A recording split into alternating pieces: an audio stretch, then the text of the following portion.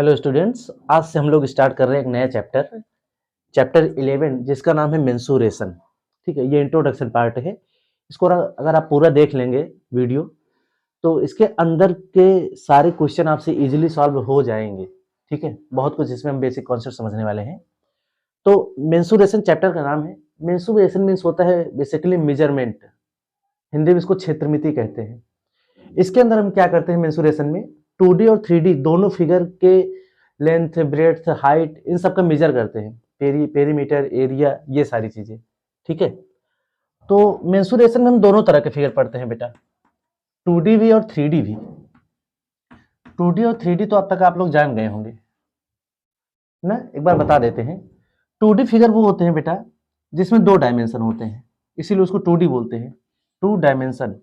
जैसे ये रेक्टेंगल है तो इसमें एक लेंथ होगा, एक ब्रेड्थ होगा, 2 ही चीज होती है ना। वहीं पर अगर हम क्यूबाइड बना दें एक,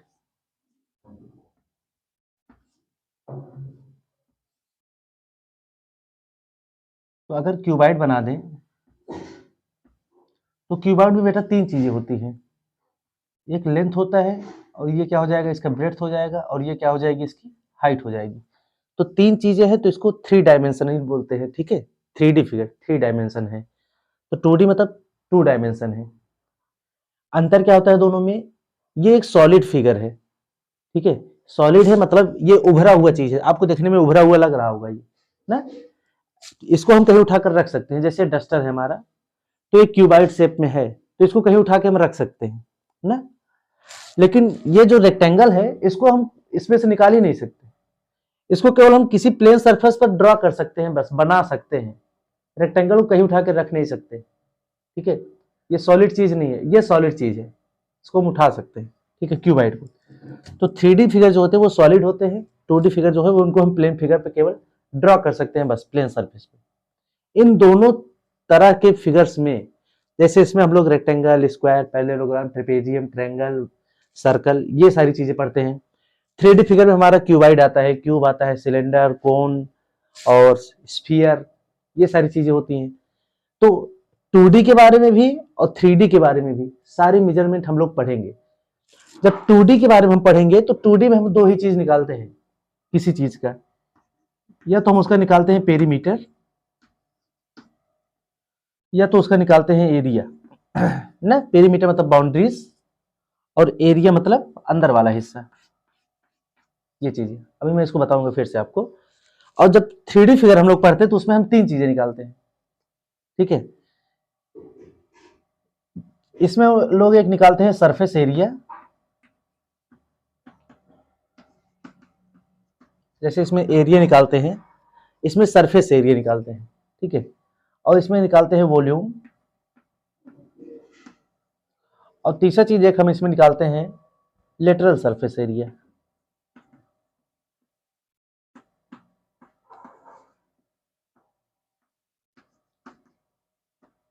ठीक है, इसको आप लोग समझ लीजिए कि ये 5 चीज हम लोग अभी समझ लेते हैं कि क्या होते हैं ये। 2D में पेरीमीटर एरिया होता है। पेरीमीटर मतलब बाउंड्रीज को अगर हम देखें, इनको ऐड कर दें तो पेरीमीटर आ जाएगा। ठीक है, और ये फिगर कितना जगह घेरा हुआ है वो एरिया होता है। ये फिगर बनाने के लिए इसने कितना जगह घेरा हुआ है ये क्या होता है, एरिया। जैसे कोई खेत होता है, खेत में आप लोग आजकल देखें तो बाड़ लगाए रहते हैं ना, फेंसिंग की जाती है, चारों तरफ तार लगाए जाते हैं कांटेदार। तो जो खेत में तार लगाए जाते हैं वो पेरीमीटर पर लगाए जाते हैं, किनारे किनारे। और खेत में अगर धान लगाया जाएगा तो धान कहाँ लगाया जाएगा, पेरीमीटर की एरिया में। तो धान लगाया जाता है एरिया में ना, धान तो अंदर लगाया जाता है ना बेटा। तो बाड़ लगाया जाता है पेरीमीटर में और धान लगाया जाता है एरिया में। तो पेरीमीटर एरिया आप लोग समझ गए होंगे क्या होता है। सरफेस एरिया क्या होता है ये समझो। इसके सारे सरफेस का एरिया हम लोग निकालते हैं सरफेस एरिया में। जैसे ये क्यूबाइड है, अगर इसका सरफेस एरिया पूछा जाए तो मीन्स इसके जितने भी सरफेस हैं, ठीक है, सरफेस है ना ये सब चीजें। इसके पहले आप चैप्टर 2 में ये सब चीजें पढ़ चुके हैं कि ये सरफेस होता है, किनारे वाली चीज एज होती है, ये कोना जो होता है ये वर्टिक्स होता है ना। सरफेस होता है ये चीज प्लेन वाली, ये जो इसको एज बोलते हैं, ये किनारा जो होता है। ठीक है, और ये जो कोना होता है इसको बोलते हैं वर्टिक्स। तो टोटल जितने भी सरफेस होते हैं, इसमें कितने सरफेस है? 4 है, 1 2 3 4। अब दो, एक सरफेस इधर एक सरफेस इधर, 6 सरफेस है टोटल। ठीक है, तो सारे सरफेस का जब एरिया निकलेगा उसको बोलते हैं सरफेस एरिया या टोटल सरफेस एरिया। ठीक है, वॉल्यूम क्या होता है? जैसे बॉक्स ही है, इसमें अगर हम पानी डाल दें इस बॉक्स में, तो टोटल जितना पानी आएगा इस बॉक्स में अंदर, उसी को बोलेंगे वॉल्यूम। ठीक है, जैसे इसमें एरिया होता था अंदर का हिस्सा, वैसे वॉल्यूम होता है अंदर का हिस्सा। ये बॉक्स में कितना चीजें हम भर सकती हैं, कितना चीजें वो कवर कर सकता है, कितना जगह घेरा हुआ है हमारे एटमॉस्फेयर का, वही होता है वॉल्यूम। ठीक, लेटरल सरफेस एरिया क्या होता है? लेटरल सरफेस एरिया में केवल साइड साइड वाले सरफेस आ जाते हैं, ऊपर का छूट जाता है और नीचे का छूट जाता है। जैसे इसी का अगर लेटरल सरफेस एरिया पूछा जाए तो ये वाला ये वाला ये वाला और ये वाला, केवल 4 एरिया ऐड होगा, ये वाला एरिया और ये वाला एरिया, 2 सरफेस का एरिया छूट जाएगा। तो लेटरल सरफेस एरिया में केवल साइड के लिए जाते हैं, बॉटम वाला और टॉप वाला ये नहीं काउंट होता है, उसको बोलते हैं लेटरल सरफेस एरिया। ठीक है, टोटल सरफेस एरिया क्या होता है? उसमें पूरे 6 काउंट होंगे, ये चारों और ये भी, और लेटरल सरफेस एरिया में केवल यही चारों काउंट होंगे, ऊपर और नीचे का नहीं काउंट होता है। लेटरल मतलब होता है ये बगल का, मतलब बगल, ये सब बगल बगल है ना साइड में। तो उम्मीद करते हैं आप ये तीनों चीजें समझ पाए होंगे कि सरफेस एरिया क्या होता है, वॉल्यूम क्या होता है, लेटरल सरफेस एरिया क्या होता है। ये 3D फिगर में होते हैं 3 चीजें, 2D फिगर में 2 ही चीजें होता है, पेरीमीटर और एरिया। अब कौन कौन सा फिगर हम लोग इसमें पढ़ेंगे और कौन कौन सा फिगर इसमें पढ़ेंगे, आइए इसको देख लेते हैं। आइए देख लेते हैं हम कौन कौन से फिगर के बारे में पढ़ेंगे। तो 2D यानी 2 डायमेंशनल के अंदर हम इतनी फिगर्स के बारे में पढ़ेंगे: square, rectangle, parallelogram, triangle, circle, semi circle, trapezium, rhombus और कुछ जनरल क्वाड्रिलेटरल। क्वाड्रिलेटरल उसे कहते हैं जिसमें 4 साइड होती हैं। और 3D फिगर में हम इन 3 चीजों के बारे में पढ़ेंगे अभी केवल। ठीक है, इसके अलावा कोन भी होता है, स्फीयर भी होता है, लेकिन 8 क्लास में आप उसको नहीं पढ़ेंगे। क्यूब, क्यूबाइड और सिलेंडर, इन 3 3D फिगर के बारे में हम लोग पढ़ेंगे। ठीक है, स्टार्ट करते हैं 2D से। और 2D में आपको पता है कि एरिया और पेरीमीटर 2 ही चीज होता है ना। तो पहला हमारा है स्क्वायर। स्क्वायर आप लोग क्लास 4th 5th से ही पढ़ते आ रहे हैं। स्क्वायर वो फिगर होता है जिसमें 4 साइड हो और 4 साइड टोटल इक्वल हो। अगर ये इसकी लेंथ जो है s है तो ये भी s होगा, ये भी s होगा, ये भी s होगा ना। तो जो भी साइड होते हैं इसके चारों इक्वल होते हैं। तो स्क्वायर का जो एरिया होता है वो होता है साइड इंटू साइड। ठीक है, साइड को हम s से लिख रहे हैं, s इंटू s, ये इसका एरिया होता है स्क्वायर का। और स्क्वायर का पेरीमीटर क्या होता है? 4 इंटू साइड। स्क्वायर का पेरीमीटर क्या होता है? 4 इंटू साइड। और इसको हम ज्यादा इसलिए नहीं समझा रहे क्योंकि आप इसको कई साल से पढ़ रहे हैं और आपको पता भी है ये चीज, इसमें कुछ बताने लायक खास है नहीं। पेरीमीटर होता है 4 इंटू साइड, एरिया होता है साइड इंटू साइड। ठीक है, ये हो गया हमारा स्क्वायर। अब देख लेते हैं रेक्टेंगल। रेक्टेंगल क्या होता है? ऐसा फिगर 4 साइड का, ये सब क्वाड्रिलेटरल ही है, स्क्वायर रेक्टेंगल, क्योंकि 4 साइड है ना। रेक्टेंगल में अपोजिट साइड इक्वल होते हैं, जितना ये होगा उतना ही ये भी होगा। रेक्टेंगल में एक लेंथ होता है, एक ब्रेड्थ होता है ना। जितना ये होगा उतना ही ये भी होगा, अपोजिट साइड इक्वल होते हैं रेक्टेंगल में। तो रेक्टेंगल का एरिया जो होता है वो होता है L into B, adjacent side का मल्टीप्लाई, बगल बगल वाली साइड का मल्टीप्लाई। ऐसे स्क्वायर में भी था, स्क्वायर में जो साइड इंटू साइड हुआ था तो एक साइड ये एक साइड ये, बगल बगल साइड मल्टीप्लाई हुआ था, वैसे इसमें भी है बगल बगल साइड का मल्टीप्लाई। तो एरिया इसका हो जाएगा लेंथ इंटू ब्रेड्थ रेक्टेंगल का। पेरीमीटर क्या होगा रेक्टेंगल का? 2L प्लस बी, ये पेरीमीटर होता है रेक्टेंगल का। ठीक है, 2L प्लस बी। ये 2L प्लस बी आया कैसे, थोड़ा वो भी देख लो। जैसे पेरीमीटर क्या होता है? सम ऑफ बाउंड्रीज ना, इसके सारे किनारों को ऐड करेंगे। तो अगर पेरीमीटर हम इसका निकालना चाहे बिना फॉर्मूले के तो क्या होगा? L प्लस बी प्लस अगर ये L है तो ये भी L होगा, प्लस ये भी है तो ये भी B होगा, है ना। तो टोटल कितना हो गया, 2L हो गया और 2B हो गया, दो दो है। अब अगर 2 हम बाहर ले लें तो अंदर क्या बचेगा, L प्लस B। कॉमन लेना बोलते हैं इसको। जब कॉमन लेते हैं हम तो कॉमन लेने का मतलब होता है डिवाइड करना, ठीक है। तो अगर 2L को हम 2 से डिवाइड करेंगे तो केवल L ही बचेगा ना, और 2B को भी डिवाइड 2 से डिवाइड करेंगे तो 2 केवल B बचेगा। तो कॉमन लेने का मतलब होता है डिवाइड करना। जब हमने इसको 2L को 2 से डिवाइड किया तो L बचा, 2B को 2 से डिवाइड किया तो B बचा, ठीक है। और इसको अगर हम खोलें, आप देखें तो 2 का मल्टीप्लाई अंदर दोनों में होगा, L में भी B में भी। तो जब L में मल्टीप्लाई होगा 2L हो जाएगा प्लस, और B में मल्टीप्लाई होगा तो 2B हो जाएगा। तो वही देखिए सेम चीज आ गया, है ना। तो इसलिए जब कॉमन लेते हैं तो अंदर जो बचता है वो जो कॉमन लेते हैं उसको छोड़ करके बचता है। तो 2L प्लस B, ये फार्मूला ऐसे बना है पेरीमीटर का, ठीक है। अब हम लोग देखेंगे पैरेललोग्राम। पैरेललोग्राम क्या होता है बेटा, पैरेललोग्राम जो होता है वो हमारा रेक्टेंगल से ही बनता है। किससे बनता है, रेक्टेंगल से। इसी रेक्टेंगल ऊपर किसी ने पैर रख दिया तो ये थोड़ा सा तिरछा हो गया, ठीक है, मजाक कर रहे हैं। रेक्टेंगल से मतलब तात्पर्य है इसका कि इसमें भी अपोजिट साइड इक्वल होते हैं, जितना ये होगा उतना ही ये भी होगा, और जितना ये होगा उतना ये भी होगा। इसके भी आमने साइड सामने से साइड इक्वल होते हैं, अपोजिट साइड। तो पैरेललोग्राम रेक्टेंगल से ही बने, बस थोड़ा सा तिरछा हो गया है, बस और कुछ नहीं। इसमें दोनों अंतर ये है कि इसके सारे एंगल 90 डिग्री के होते हैं रेक्टेंगल के, अब इसके सारे एंगल 90 डिग्री नहीं होते हैं, ठीक है। इसमें अपोजिट एंगल इक्वल होते हैं, जितना ये होगा उतना ये होगा, जितना ये होगा उतना ही ये होता है पैरेललोग्राम। पैरेललोग्राम का जो एरिया होता है, क्या होता है, एरिया। तो पैरेललोग्राम की नीचे वाली साइड को बोलते हैं बेटा बेस, ठीक है। और हर पैरेललोग्राम की एक हाइट होती है, ऊंचाई। ये वाली हाइट नहीं होगी, ठीक है। हाइट इसको बोलते हैं जो सीधी खड़ी होती है। किसी भी चीज की जब हाइट नापी जाती है तो परपेंडिकुलर खड़ी रहेगी तभी नापी जाएगी। जैसे मेरी हाइट क्या है, अभी मैं सीधा खड़ा हूं ना 90 डिग्री पर, तो यही मेरी हाइट है एक्चुअली में। अगर मैं ऋतिक रोशन की तरह तिरछा हो जाऊं तो मेरी ओरिजिनल हाइट थोड़ी होगी, मैं थोड़ा सा झुक जाऊंगा ना तो हाइट कम हो जाएगी। तो इसीलिए हाइट जो होती है वो परपेंडिकुलर नापी जाती है, सीधा, ऐसे ऐसे नहीं, ये तो तिरछा है ना, तो हाइट सीधी नापी जाती है, इसको बोलते हैं हाइट। और हर पैरेललोग्राम में एक हाइट दिया रहेगा जब आपसे क्वेश्चन पूछेगा, तो इसका एरिया का फार्मूला होता है बेस इंटू हाइट,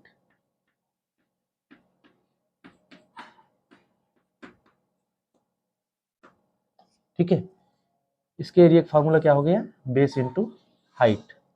और पेरीमीटर का फार्मूला क्या होगा, इसका पेरीमीटर का अलग से कोई फार्मूला नहीं है, ठीक है। तो अगर पेरीमीटर, और पूछेगा भी नहीं, पैरेललोग्राम का पेरीमीटर कभी पूछता भी नहीं है। जिसका पेरीमीटर पूछेगा मैं आपको उसी का पेरीमीटर बताऊंगा भी, ठीक है। अब जिसका पेरीमीटर हम नहीं बता रहे इसका मतलब उसका पेरीमीटर पूछता ही नहीं है। और पूछता क्यों नहीं है, क्योंकि पेरीमीटर निकालने का अलग से कोई फॉर्मूला नहीं है, ठीक है। तो इसका पेरीमीटर निकालने का अलग से फॉर्मूला नहीं है, सारे साइड को ऐड कर देंगे तो पेरीमीटर निकल जाएगा, ठीक है। या फिर रेक्टेंगल वाला फॉर्मूला लगा सकते हैं, बेस इंटू साइड, इसको बोलते हैं साइड ना, SIDE साइड।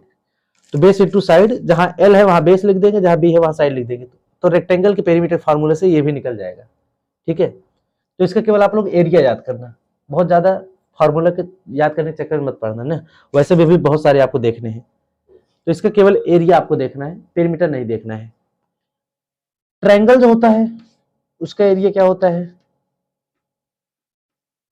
ट्रायंगल का देखो, जैसे मान लो ये एक ट्रायंगल है, ठीक है, ये क्या है, ट्रायंगल।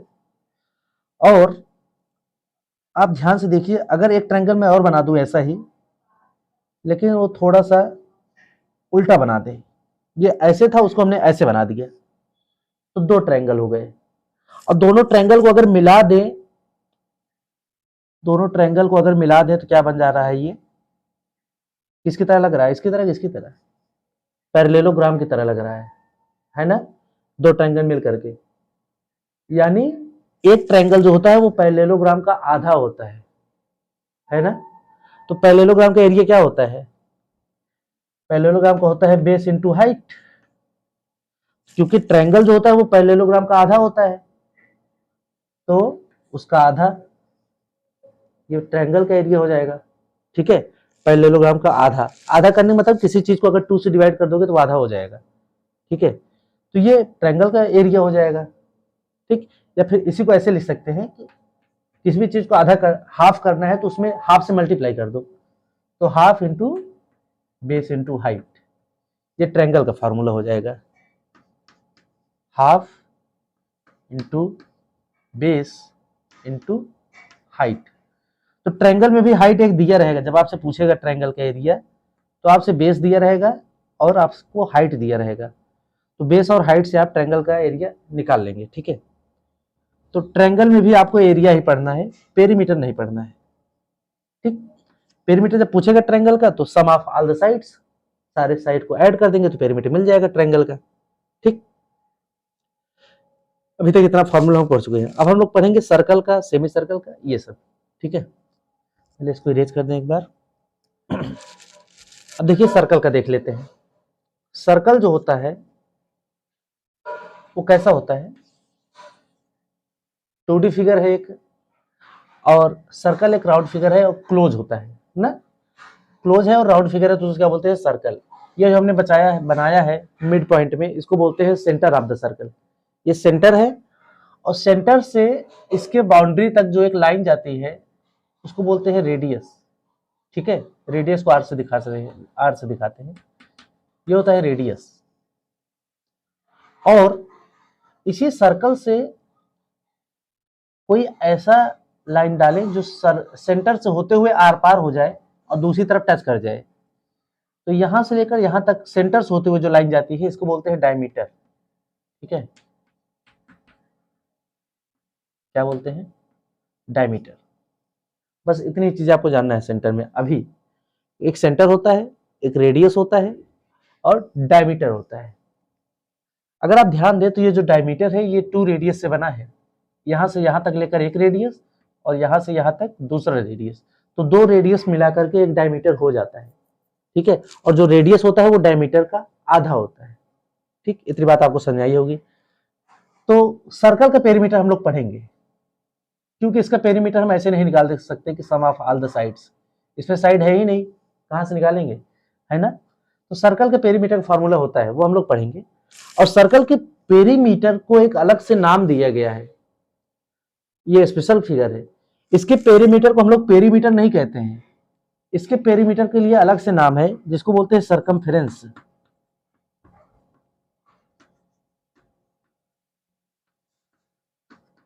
इसके पेरीमीटर को क्या बोलते हैं, सरकमफेरेंस बोलते हैं। और पेरीमीटर के इसके फार्मूला होता है 2 पाई आर। ये सर जी पाई क्या है, पहली बार सुन रहे हैं ना, ये पाई आप लोग पहली बार नहीं सुन रहे हैं। 7th क्लास अगर आप पढ़े हैं तो उसमें आपको पाई मिला होगा। ठीक है, पाई की वैल्यू होती है 22/7, या एक वैल्यू इसकी और होती है 3.14। ये पाई की वैल्यू होती है। जहां पे क्वेश्चन आ जाएगा इसका सरकमफेरेंस निकालने का तो 2 को तो 2 ही लिखेंगे, पाई को हम क्या लिख देंगे 22/7, जैसा क्वेश्चन में दिया रहेगा, या तो 22/7 या 3.14, जो भी दिया रहेगा वो हम लिख देंगे। और आर हमको दिया रहेगा रेडियस। सर्कल का हमें कुछ भी निकालना है तो हमें केवल आर चाहिए, बस आर पता है तो हम सर्कल का सब कुछ निकाल सकते हैं। ठीक है, आर ही उसमें मेन होता है, यानी रेडियस मेन होता है। तो इसके सर्कमफेरेंस का फार्मूला होता है, एक निकाल के भी दिखा दे आपको। जैसे मान लो ये रेडियस है और इसका रेडियस है 7। ठीक है, तो इसका सर्कमफेरेंस कितना हो जाएगा, 2 इंटू पाई मतलब होता है 22/7, और आर कितना दिया हुआ है 7। ठीक है, 2 पाई आर होता है, 7 से 7 कट गया, 22 2 44 सेंटीमीटर है तो सेंटीमीटर। ये इसका हो गया सर्कमफेरेंस सर्कल का। ठीक है, और सर्कल का एरिया हम लोग देख लेते हैं। सर्कल का जो एरिया होता है बेटा, एरिया होता है सर्कल का, उसको एरिया ही बोलते हैं। वो होता है पाई आर स्क्वायर। क्या होता है, पाई आर स्क्वायर। इसी का अगर एरिया निकालना चाहें तो पाई को हम लिखेंगे 22/7, आर को लिखेंगे 7, अब स्क्वायर है तो 7 इंटू 7, 2 बार, एक 7 से एक 7 कट गया और ये मल्टीप्लाई हो जाएगा, 7 2 14 और 7 2 14 और 1 कैरी था 15, इतना सेंटीमीटर स्क्वायर। एरिया हमेशा स्क्वायर में लिखते हैं। ठीक है, तो 154 सेंटीमीटर इसका एरिया आ गया और 44 इसका पेरीमीटर आ गया। इस तरीके से हम पेरीमीटर और एरिया निकाल सकते हैं। तो एरिया का फार्मूला हम यहां लिख देते हैं, पाई आर स्क्वायर। ये सर्कल का हो गया एरिया। ठीक है, अब हम लोग पढ़ेंगे सेमी सर्कल। तो सेमी सर्कल का भी हम लोग सरकमफेरेंस पढ़ेंगे।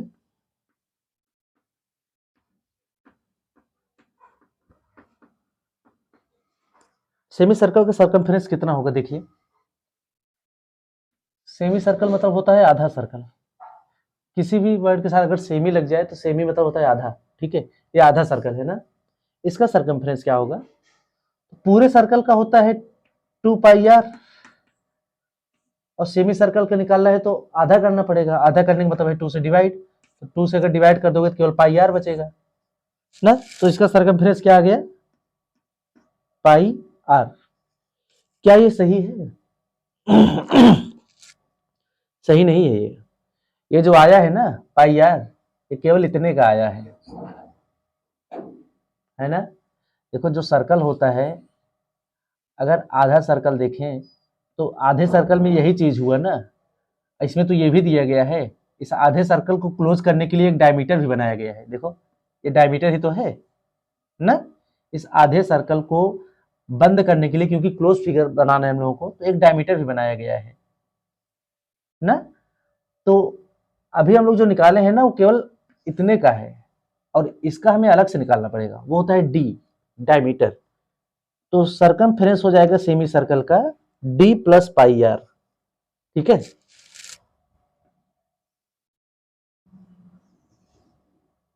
और एरिया क्या हो जाएगा, एरिया में हम लोग डी को नहीं ऐड करेंगे, तो वो पाई आर स्क्वायर अपॉन 2 ही होगा, पाई आर स्क्वायर अपॉन 2। ठीक है, क्योंकि एरिया जो है वो इतना ही तो होगा, ये फुल एरिया है और ये आधा एरिया है, एरिया में हमें डी से मतलब नहीं है। तो ये हो गया सेमी सर्कल। अब हम लोग देख लेते हैं ट्रेपेजियम का। ठीक है, पहले इसको इरेज कर दें। ट्रेपेजियम जो होता है वो कैसा होता है, ट्रेपेजियम 4 साइड का कोई ऐसा फिगर जिसके 2 साइड इक्वल हो, इक्वल ना हो, पैरेलल हो। तो ये भी 4 साइड का फिगर ही है। इसके जो 2 साइड है बेटा, ये वाला और ये वाला, ये पैरेलल है ना, तो केवल 2 ही साइड पैरेलल होना चाहिए। ये देखो पैरेलल नहीं है, ये अगर आगे बढ़ाएंगे तो यहाँ जाएगा, इनका भरत मिलाप हो जाएगा, मिल जाएंगे ना, पैरेलल मिलते नहीं कभी। तो कोई एक ही सेट ऑफ लाइंस जो है वो पैरेलल होना चाहिए, ठीक है, उसको बोलते हैं ट्रेपेजियम। पैरेलल लाइंस में एक का नाम हम ए रख देते हैं और एक का नाम हम बी रख देते हैं। ठीक है, और हर ट्रेपेजियम की एक हाइट भी होती है जो दिया रहता है। ठीक, ए हो गया एक पैरेलल लाइन, बी हो गई दूसरी पैरेलल लाइन, इसको भी ए इसको भी बी लिख सकते हैं, कोई दिक्कत नहीं है, और हाइट तो हमारी ऐसी ही रहेगी। ठीक है, तो इसका जो एरिया होता है ट्रेपेजियम का वो होता है एरिया 1/2 और ब्रैकेट में ए प्लस बी। ठीक है, 1/2 ए प्लस बी मतलब दोनों जो पैरेलल साइड्स हैं उनका सम, और इनटू एच। ठीक है, ये एरिया होता है ट्रेपेजियम। ठीक है, इसका एरिया है ट्रेपेजियम का। अब आइए रोम्बस का देख लेते हैं। पेरीमीटर का फॉर्मूला नहीं होता है, सम ऑफ ऑल द साइड्स कर देंगे निकल जाएगा।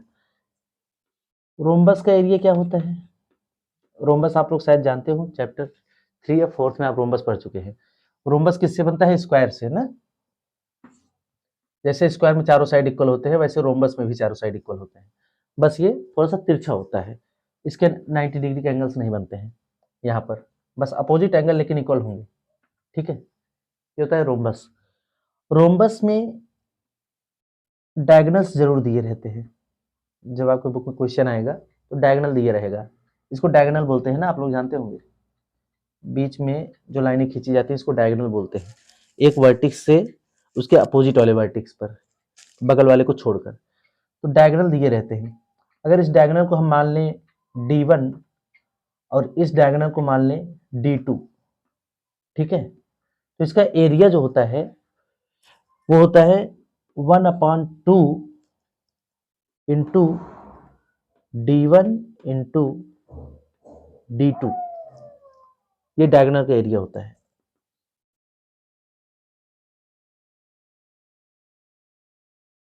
ठीक है, 1/2 इंटू D1 इंटू D2, आधा दोनों डायगोनल की मल्टीप्लाई का आधा, ये होता है रोम्बस का एरिया। पेरीमीटर पूछा जाएगा तो वही 4 इंटू साइड जो स्क्वायर वाला है। ठीक है, 4 इंटू साइड करके पेरीमीटर निकाल सकते हैं, लिख दें। लेकिन पेरीमीटर पूछता नहीं कभी रोम्बस का, इसलिए लिखेंगे तो आपके नंबर ऑफ फार्मूला ज्यादा हो जाएंगे। आपको याद भी तो करना है ये सारा, अभी याद करने का तरीका भी बताएंगे आपको कैसे याद होगा। अब आइए हम लोग देख लेते हैं इसका कोई भी जनरल क्वाड्रिलेटरल का अगर पूछा जाएगा तब कैसे उसका निकालेंगे। जनरल क्वाड्रिलेटरल में क्या आते हैं, जनरल क्वाड्रिलेटरल मतलब क्वाड्रिलेटरल में कोई भी 4 साइड का है, मान लो यही है। ठीक है, 4 साइड है, ना तो ये ट्रेपेजियम है, ना तो रोम्बस है, ना पैरेललोग्राम है, ना स्क्वायर रेक्टेंगल, कुछ नहीं है, लेकिन 4 साइड का है तो क्वाड्रिलेटरल है। 4 साइड के सभी फिगर को क्वाड्रिलेटरल कहते हैं। अगर इसका एरिया निकालना है तब कैसे निकालेंगे। ऐसे सिचुएशन में क्या होता है कि एक डायगोनल जरूर दिया रहता है। ठीक है, एक डायगोनल दिया रहेगा। अब डायगोनल देने के बाद क्या होता है, ये जो क्वाड्रिलेटरल है अगर आप ध्यान दें तो इसमें 2 ट्रायंगल बन गए हैं। एक ट्रायंगल ये बन गया है ना, और एक ट्रायंगल ये बन गया है। और ट्रायंगल का फॉर्मूला हम लोग जानते हैं निकालने का, क्या होता है 1/2 इंटू बी इंटू एच, ये ट्रायंगल का फार्मूला होता है। तो अब डायगोनल दिया रहेगा और हाइट भी दिया रहेगा। ठीक है, जैसे इस ट्रायंगल का हाइट मान लो ये हो गया, और इस ट्रायंगल का हाइट ये हो गया, ये है h1 हाइट इसकी, इसकी हाइट है h2। ठीक है, हाइट भी दिया रहेगा और डायगोनल भी दिया रहेगा, ये डायगोनल है। तो इसका फार्मूला क्या हो जाता है किसी भी क्वाड्रिलेटरल का, जनरल क्वाड्रिलेटरल का, इसका एरिया हो जाएगा 1/2 इंटू डी और ब्रैकेट में h1 प्लस h2।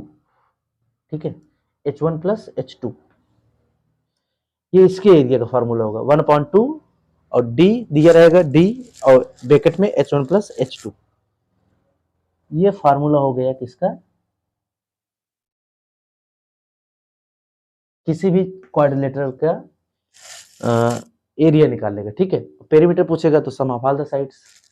तो ये हमारे 2D फिगर कंप्लीट हो गए। 2D फिगर में इतने सारे हमको देखने हैं, घबराइए मत, कैसे याद करना अभी हम बताएंगे आपको। ठीक है, तो आइए अब हम लोग देख लेते हैं 3D फिगर। आइए अब देख लेते हैं 3D फिगर का। 3D फिगर जैसा मैंने आपको पहले ही बताया था कि जैसे इसमें 2 ही चीज हम देखते हैं, एरिया और पेरीमीटर, ऐसे ही 3D फिगर में हम 3 चीजें देखते हैं, surface area, lateral surface area और वॉल्यूम। ये तीनों क्या होते हैं ये मैं पहले आपको बता चुका हूँ। सरफेस एरिया में सारे साइड आ जाते हैं, लेटरल सरफेस एरिया में केवल बगल बगल वाला आता है, और वॉल्यूम में यानी को कितना जगह घेरा हुआ है वो चीज। ठीक है, तो पहले हम लोग क्यूब देखेंगे। क्यूब क्या होता है बेटा,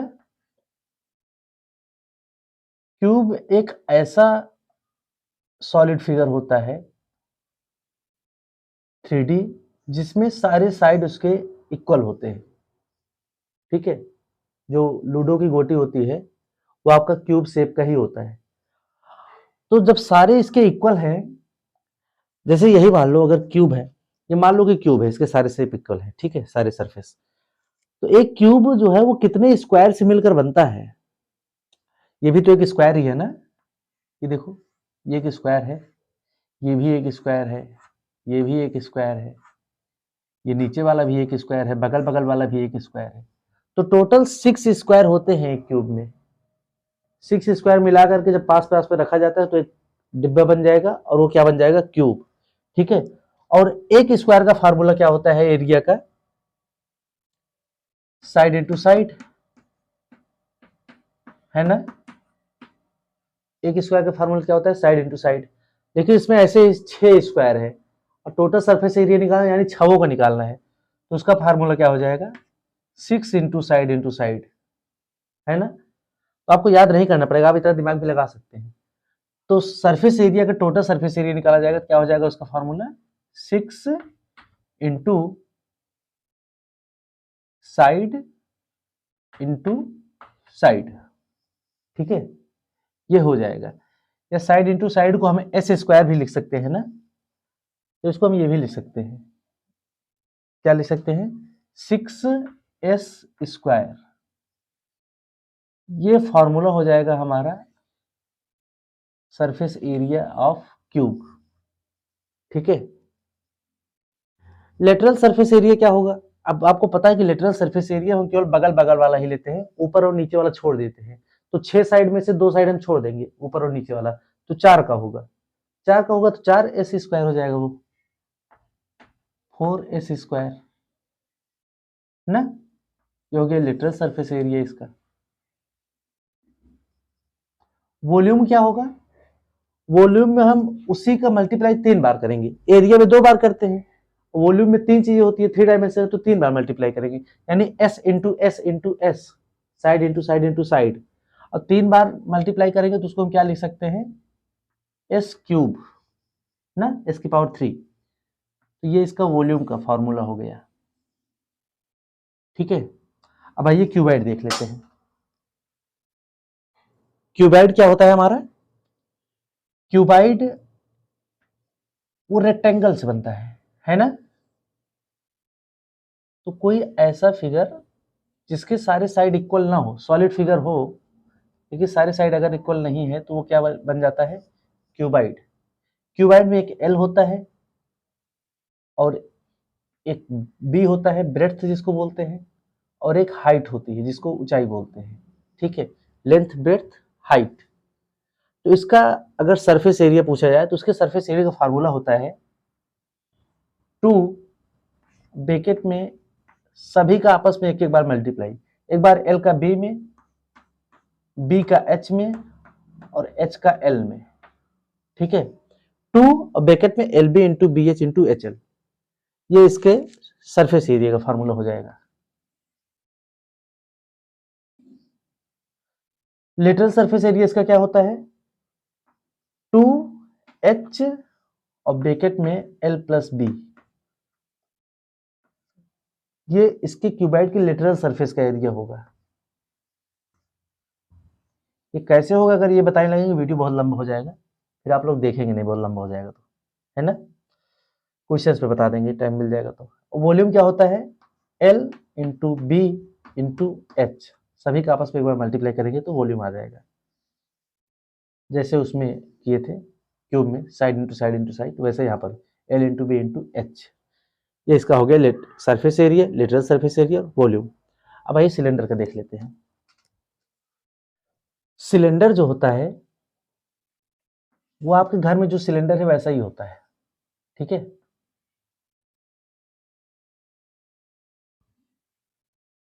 ऐसी फिगर बोलते हैं सिलेंडर। एक मिनट में दिखाता हूं आपको, ये देखो ये एक पेंट का डिब्बा है, ये सिलेंडर शेप में ही है, राउंड है, इसका जो लेटरल सरफेस जो है वो राउंड है, और एक ऊपर सर्कल टाइप का है और नीचे भी एक सर्कल है, ठीक है, ऊपर सर्कल नीचे सर्कल जैसे यहाँ पे दिख रहा है, और ये पूरा लेटरल सरफेस जो है वो राउंड शेप का है, तो इसको बोलते हैं सिलेंडर। और जब भी सिलेंडर देगा बेटा तो सिलेंडर में आपको एक रेडियस भी देगा, ठीक है, ये भी ये रेडियस है, क्योंकि नीचे वाला एक सर्कल है ना, तो सर्कल में रेडियस भी तो होता है, तो रेडियस भी आपको देगा जब सिलेंडर देगा तो। और एक हाइट भी होती है सिलेंडर में, ये जो है ये सिलेंडर की हाइट है, तो सिलेंडर जब क्वेश्चन बनेगा तो आपको हाइट भी दिया जाएगा और रेडियस भी दिया जाएगा। उसके बाद आपसे surface area, lateral surface area या वॉल्यूम, ये सब कुछ पूछेगा, ठीक है। तो इसका फार्मूला देख लीजिए, अगर आपसे सरफेस एरिया पूछेगा तो उसका फार्मूला होता है 2 पाई आर और ब्रैकेट में एच प्लस आर, इसके सरफेस एरिया का फार्मूला होता है 2 पाई आर ब्रैकेट में एच प्लस आर। अगर लेटरल सरफेस पूछेगा तो मतलब ये सर्कल की बात नहीं हो रही, केवल किनारे किनारे वाला, लेटरल सरफेस अगर पूछेगा तो वो हो जाएगा 2 पाई आर एच, ये लेटरल सरफेस का फार्मूला हो जाएगा 2 पाई आर एच। और वॉल्यूम अगर पूछेगा तो वो हो जाएगा पाई आर स्क्वायर एच, ये वॉल्यूम का फार्मूला हो गया, ठीक है। तो इतने सारे टोटल फार्मूले बने जो आपको याद करने हैं। ओके, अभी याद कैसे होगा वो आपको हम बताते हैं। तो कोई भी चीज बेटा जब फार्मूला अगर आपको याद करना है तो उसे याद करने का तरीका यही है कि पहले तो आप इसका एक स्क्रीनशॉट ले लीजिए। ठीक है, मैं हट जा रहा हूं, पूरा स्क्रीनशॉट ले लीजिए, क्योंकि इसमें सारे जो है फार्मूले जितने आपके इस चैप्टर में यूज हो गए मैंने एक ही जगह लिख दिया है, इसीलिए मैंने इसको इरेज नहीं किया। ठीक है, क्योंकि जिससे आप लास्ट में इसका एक स्क्रीनशॉट ले सकें और सारे फार्मूले आपके एक ही बार में एक जगह लिखे हुए मिल जाएंगे आपको। ठीक, तो इसको याद कैसे करना है, आपको ये डेली एक बार पूरा पढ़ना है।